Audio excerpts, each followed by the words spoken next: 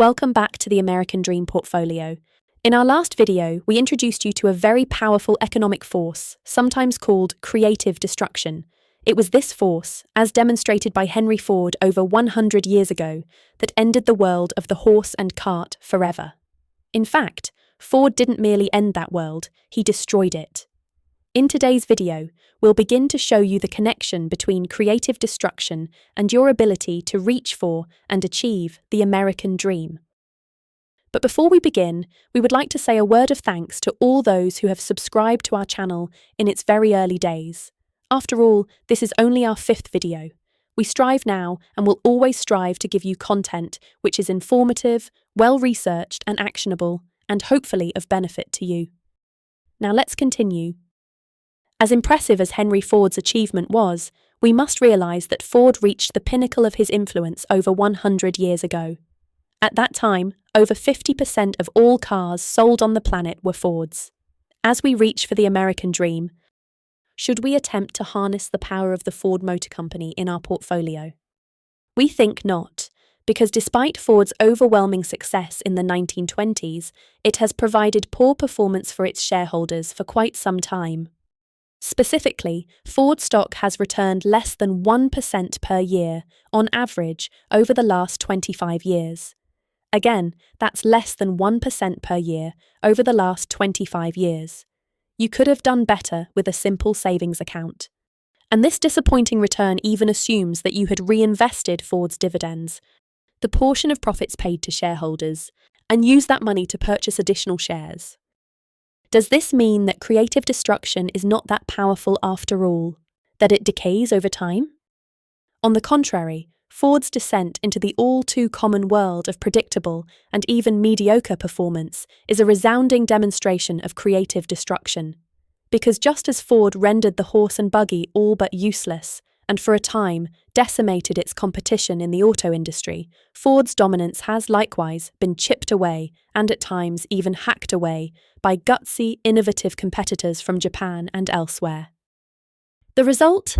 Ford's 57% worldwide share of all auto sales in 1921 has dwindled to 8 or 9% in 2025. We might think of this as creative destruction in slow motion. And that means that it is most unlikely that Ford Motor Company stock will ever work hard enough to deserve a place in the American Dream portfolio. What about a more recent example of creative destruction? What about McDonald's? Today, McDonald's is a universally recognized brand, and in many countries it represents an outpost of America itself. Likewise, the fast food industry is a global phenomenon. But it wasn't always this way. In 1948, there was only one McDonald's in the world, and it didn't serve Big Macs, Happy Meals, or Quarter Pounders with cheese. Instead, its menu featured barbecue pork sandwiches served on real, breakable plates with proper knives and forks. The restaurant, started in the California desert by brothers Dick and Mac McDonald, was a local success, but the brothers were growing tired of replacing broken and lost flatware. And the restaurant, which served meals to customers in their cars by scantily clad Carhops, became nothing more than a teenage hangout. The whole scene kept families away and was distasteful to the brothers. So, in that year, 1948, the brothers did something very few business owners ever do. They completely shut down a prized and profitable operation. They then went into hibernation for a few months. And when they emerged, they offered to the working-class desert town of San Bernardino a completely new experience. Fast food, you might think of it as creative destruction with ketchup, mustard, and a pickle. Through the power of franchising, McDonald's growth exploded over the next 50 years, completely upending traditional mom-and-pop diners and cafes. Even established family-style sit-down restaurants like Howard Johnson's got blown away. Today, there are over 40,000 McDonald's restaurants worldwide. Perhaps the decades-long success of McDonald's can be captured and put to work in our American Dream portfolio. Let's investigate.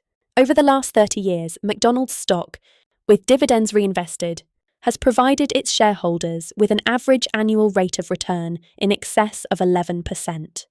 While we have not yet discussed what constitutes an investment that works hard enough for the American Dream portfolio, we can say, for now, that 11% would be a favourable return. But let's continue our research into the connection between creative destruction and hard-working investments by looking at an even more recent example than McDonald's.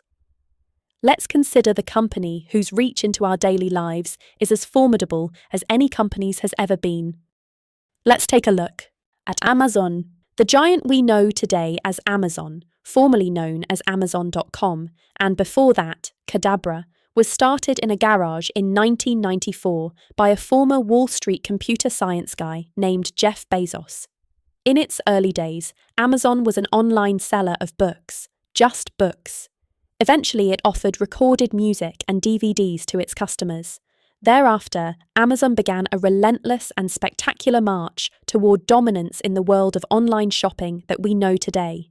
Along the way, Amazon was the major force that laid waste to huge swathes of traditional in-store shopping, like shopping malls.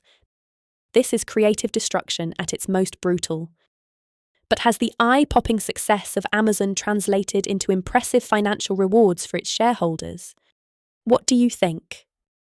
Let's start by saying that the journey of Amazon stock in its early days was, at first, stratospheric, then disastrous. From the stock's initial offering to the public in 1997 to its peak in 1999, Amazon stock rose a breathtaking 7,000%. After that, the stock got crushed by the so-called dot-com bust stock market crash of 2000 to 2002. During this crash, Amazon stock lost nearly 90% of its value. It would seem that creative destruction can be very painful, even for the ultimate superstars. We can only speculate as to how many people who bought the stock in 1997 held on to it through that terrible crash. Those who did would have been rewarded in the years to come beyond their wildest dreams. From its inception in May 1997 to today, 2026, Amazon stock has returned a mind-boggling 265,000%. If you had invested $1,000 in Amazon stock when it first went public, you would have amassed over $2.6 million today. That represents an average annual rate of return in excess of 31%, truly outstanding by any measure. So it would seem that there is a connection between creative destruction and a hard-working investment, but it would also seem like we have to make that connection at the right time. In the case of Ford, we are clearly too late, and getting in too early, like the early days of Amazon, could be a nightmare. But what about Amazon today? Is its success likely to continue? Or will it begin trending toward mediocrity, as Ford did? We will leave you to ponder those questions. In our next video, we will begin investigating another powerful force, one that ranks right up there with creative destruction and can also have a life-changing impact on our portfolio. That force is called compounding. See you then.